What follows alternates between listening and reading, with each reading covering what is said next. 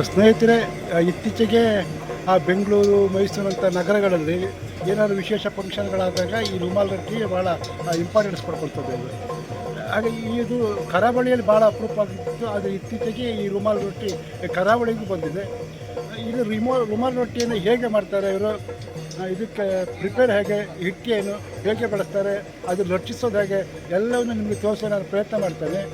ಇಲ್ಲಿ ರುಮಾಲ್ ರೊಟ್ಟಿ ಮಾಡುವವರು ಸಾಲಿಗ್ರಾಮದವರು. ಇವರ ಹೆಸರು ರಮೇಶ್ ಅಂತೇಳಿ. ಇವರು ರುಮಾಲ್ ರೊಟ್ಟಿ ಸ್ಪೆಷಲಿಸ್ಟ್. ಇವರು ನೋಡಿ ಕೈಯಲ್ಲಿ ಹೇಗೆ ಪರ ತಿಳಿಸ್ತಿದ್ದಾರೆ ಅಂತ ನೋಡಿ, ಮೇಲ್ಗಡೆ ಹಾರಿಸಿ ಬಿಡ್ತಾರೆ.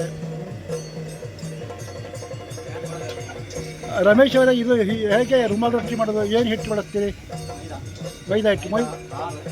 ಮೈದಾ ಹಾಂ, ನೋಡಿ ಹಿಟ್ಟಿಗೆ ಮೈದಾ ಹಿಟ್ಟು ಕಲಿಸ್ಬೇಕಿದ್ರೆ ಹಿಟ್ಟು ಜೊತೆಗೆ ಹಾಲು ಉಪಯೋಗಿಸ್ತಾರೆ. ಹಾಲು ಹಾಗೆ ಸಕ್ಕರೆ, ಎಣ್ಣೆಯನ್ನು ಬಳಸ್ತಾರೆ.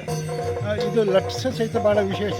ಇದು ತುಂಬ ದೊಡ್ಡದಾಗಿ ಇವರು ಲಟ್ಸಿಲ್ಲ. ಆಮೇಲೆ ಕೈಯಲ್ಲಿ ಇದನ್ನು ರಬ್ಬರ್ ಟೈಪಲ್ಲಿ ನೋಡಿ ತಿಳಿಸ್ತಾರೆ. ಅದು ಇಷ್ಟು ಅಗಲ ಆಗ್ತದೆ ನೋಡಿ.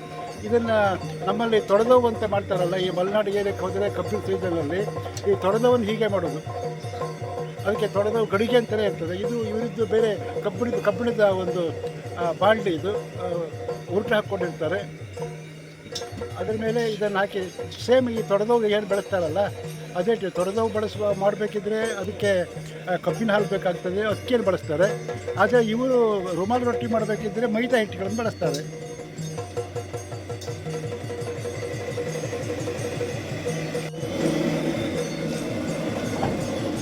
ಮೇಲೆ ಹಾರಿಸಿ, ನೀವು ಕೆಲವು ಸೋಷಿಯಲ್ ಮೀಡಿಯಾದಲ್ಲಿ ಟೀ ಮಾಡೋದು, ಕಾಫಿ ಮಾಡೋದು, ಮೇಲ್ಮೇಲೆ ಎತ್ತಿ ಬಿಸಾಕೋದು, ಹೋಟ್ಲಿಂದೆಲ್ಲ ನೋಡಿದ್ದೀರಲ್ಲ, ಹಾಗೆ ಇವರು ನೋಡಿ ಮೇಲ್ಗಡೆ ಹಾರಿಸಿ ಅದರ ಕೆಳಗಡೆ ಹಿಡಿದು ಆಮೇಲೆ ಹಂಚಿ ಹಾಕ್ತಿದ್ದಾರೆ. ಇವಾಗ ಇದನ್ನೆಲ್ಲ ರೆಡಿ ಮಾಡ್ತಾಯಿದ್ದಾರೆ. ಇದು ನನಗೆ ಈ ಸೀನ್ಸ್ ಸಿಕ್ಕಿದ್ದು ಮುಳ್ಳಿಕಟ್ಟೆ ಹತ್ತಿರ. ಮುಳ್ಳಿಕಟ್ಟೆಯಲ್ಲಿ ಯಕ್ಷಗಾನ ಇದೆ ಇವತ್ತು ರಾತ್ರಿ. ಯಕ್ಷಗಾನಕ್ಕೋಸ್ಕರ ಮಧ್ಯಾಹ್ನದ ಭೋಜನ ವ್ಯವಸ್ಥೆ ಇದೆ. ಈ ಮಧ್ಯಾಹ್ನ ಭೋಜನ ವ್ಯವಸ್ಥೆಗೆ ಇದು ರುಮಾಲ್ ರೊಟ್ಟಿ ರೆಡಿ ಆಗ್ತಾ ಇರೋದು.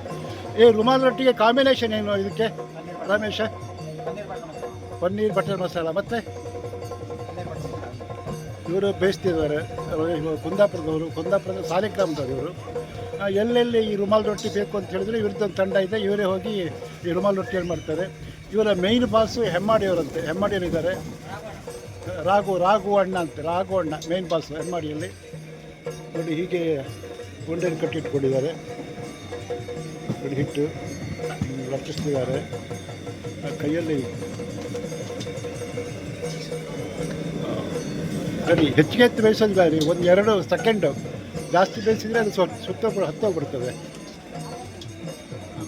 ಅದ್ರ ನಂತರ ಎಲ್ಲ ನೋಡಿ ಸಾಲಾಗಿ ಜೋಡಿಸ್ತಾ ಇದ್ದಾರೆ. ಇದು ರೆಡಿ ಆಗ್ತಾಯಿದೆ.